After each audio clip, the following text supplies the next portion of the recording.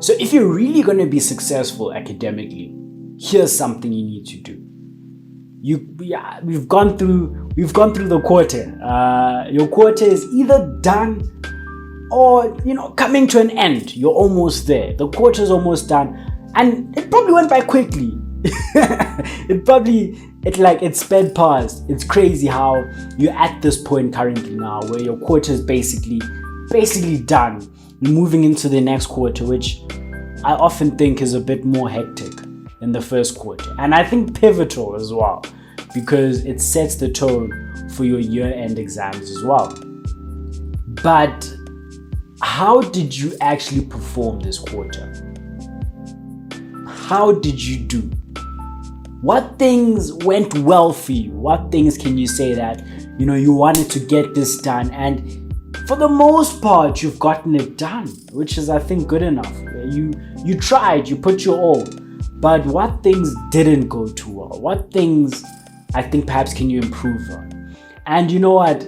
Reviewing and self-review is a skill that 99% of people actually don't do.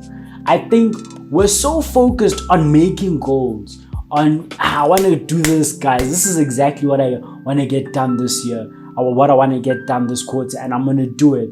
But then we don't take time to just take a step back and review and see how things went for ourselves and understand what we did positively, what went well for us. We don't do that. And it's pivotal that we do this for our own success and, for building on that success already achieved to get more success and eventually, as we all want, to reach our academic goals, our personal goals. So take time, guys. Take time to reflect on the first quarter.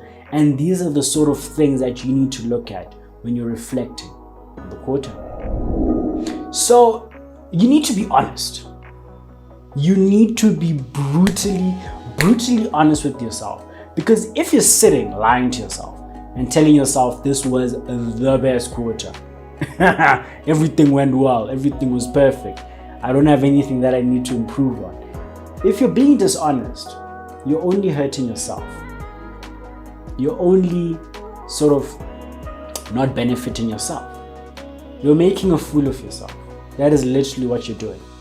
You're not helping yourself in any way, shape, or form. You're actually making things worse for yourself when you're being dishonest and when you're sort of fooling yourself. So be brutally honest, guys, and it's fine. We don't need to expect perfection. That, I think, is a flawed assumption, that we always need to be perfect. We always need to meet our goals. Actually, majority of the time, we're not perfect. And I think the imperfection is what makes us human. If we're all perfect, I don't know if life would sort of be fun. I mean, I don't know if there'd be those challenges that, help us see for ourselves that we are capable of anything and stuff like that. And there wouldn't be a journey to enjoy as well.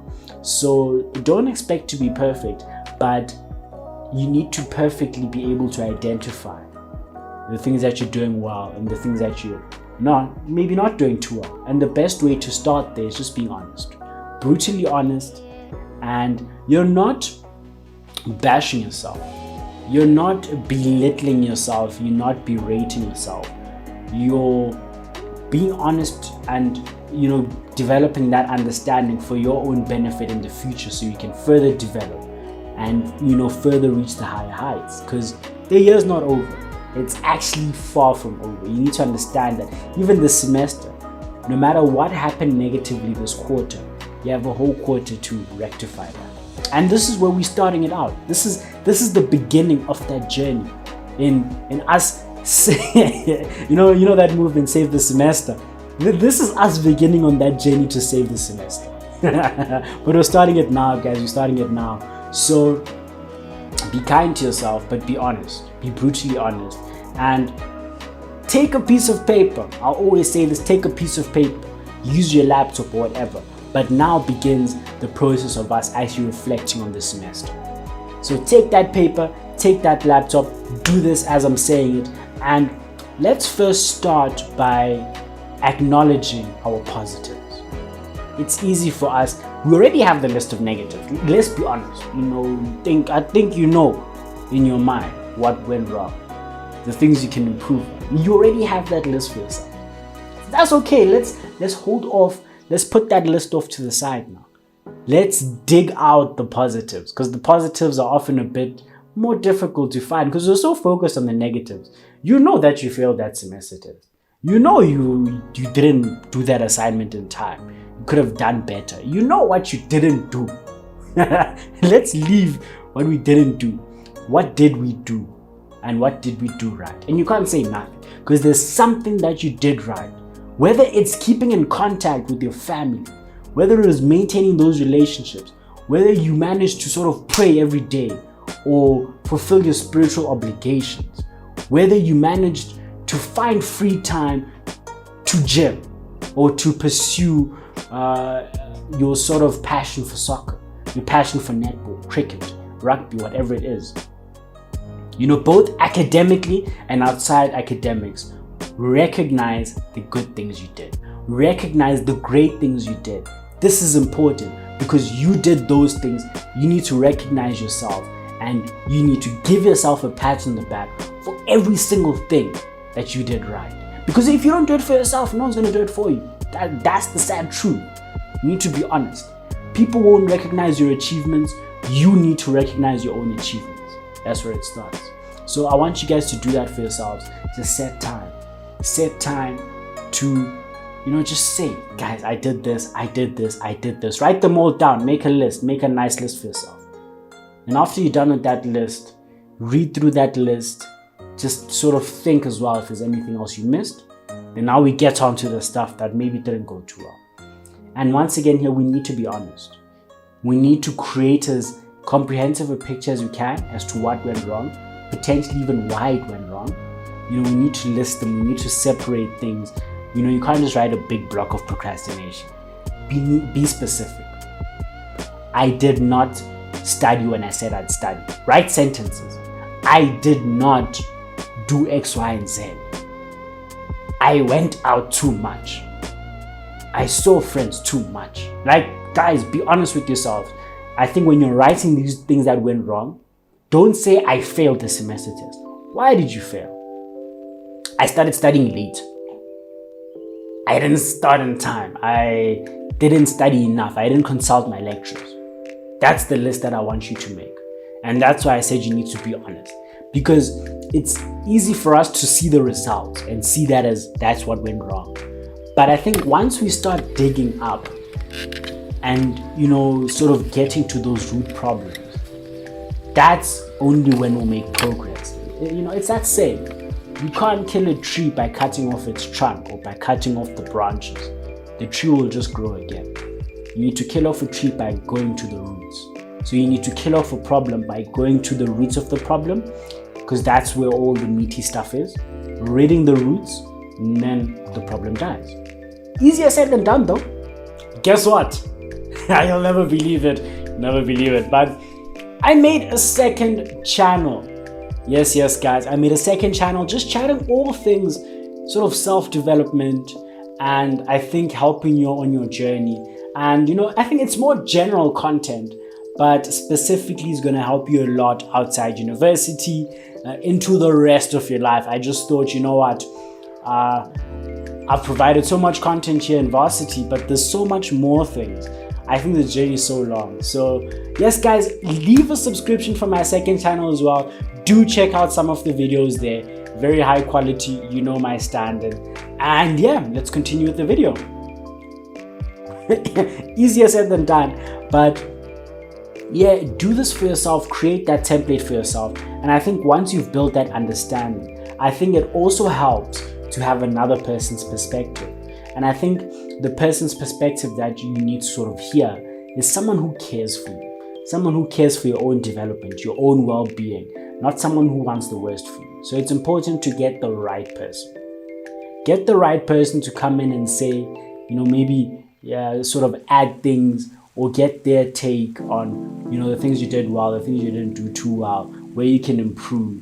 And I think use your own filters for seeing if this is valid, that you can include. You don't have to include everything, but it does help getting another person's perspective who knows you, who spends a lot of time with you, who's always around you, who hears from you a lot, the things you talk about, the things you say and stuff. And I think that better helps you identify, the positive and the negative areas for yourself.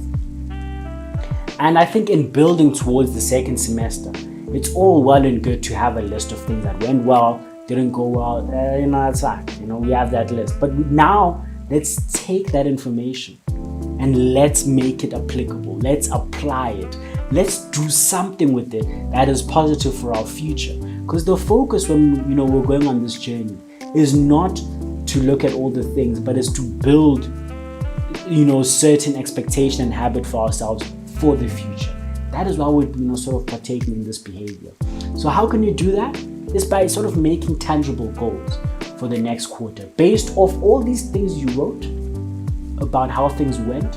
Now we take those. We want to continue doing the good things. So we want to continue listing those, and you've already done them, but you want to do them again. It's important that you don't let go of the things you've already done. You want to continue that behavior. And on your weaker areas, you need to set realistic goals for yourself that you want to achieve. You can't just say, I'll never procrastinate in my life again. That's a lie, and you're setting yourself up for failure. I want you to rather write something, and try to be as specific as possible in the goals that you set. But you need to sort of try to write something like, I am going to work actively in spending less time in watching series. I'm going to limit my series to around 2 hours a day. Make it something reasonable. I don't know how often you watch series, but you really need to do this for yourself and create these goals, these specific goals, these goals that are measurable and are sort of attainable as well, realistic goals. And this creates a template for you going forward, that this is what you need to do. This is what you need to get done. These are the things that you need to do to make this quarter a great one and to pass the quarter, to reach those academic goals. Because we're focused on getting you where you need to get to academically, but also holistically as a person.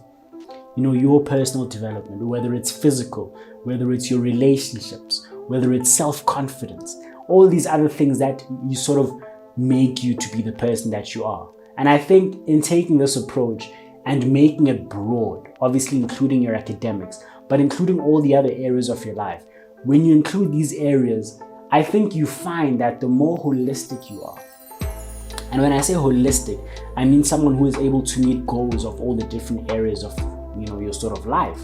That's what holistic is.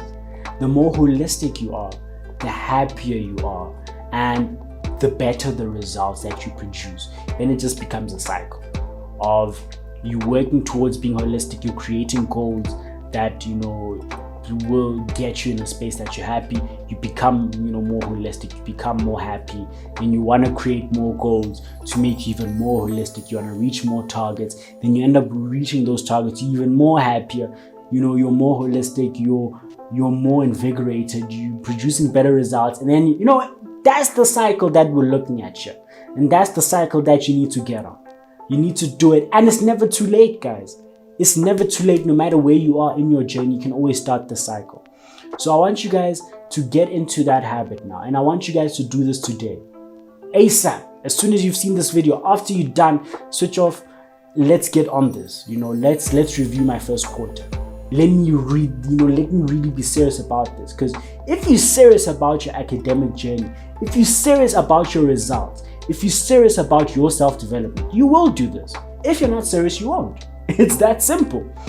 I think achieving academically and just in life in general just boils down to how much do you want it? How much are you willing to sacrifice for it? And are you actually going to do it? It's that simple. If you don't really want it, if you don't really want to sacrifice, and if you're not really doing anything about it, then you're not going to be successful. So make sure you understand how much do you want it. If you say, oh man, a damn lot, I need it actually, great, fantastic. How much will you sacrifice? If you're willing to sacrifice everything, if you're willing to sacrifice a lot to get it done, fantastic. Now what are you doing? And if you're constantly doing something about it, you're successful. It's done. There we go, guys. I hope you've enjoyed this. I think I dropped a lot of gems here. I dropped a lot of things that I didn't think I'd drop, but I think are important for your journey. I always love mixing it up in these videos. I know I have the thumbnails and I have the titles, but I love putting extra things here and there at the beginning, at the end, in between. I love mixing, the sort of messages I'm sharing with you, because I think there's so much that goes into high performance, and that goes into fulfillment, and that goes into the journey. So I'll always just give you guys more value than what's on face level. I'll always just try go as deep as possible, obviously respecting the time. I don't want to be making 2-hour videos yet, but I will if you guys want me to. I don't think I can talk for 2 hours though, but I hope you've enjoyed, guys. If you have, drop a like. I'd appreciate that. It's showing me that you're enjoying the content, and please drop a subscription as well. Let's get our sort of subscribers up. It's steadily growing. The channel is growing as well. Things are growing. The WhatsApp community is growing. Things are looking good, and it's good to see that you guys are getting value. And as always, guys, let's continue on our journey in creating a better world.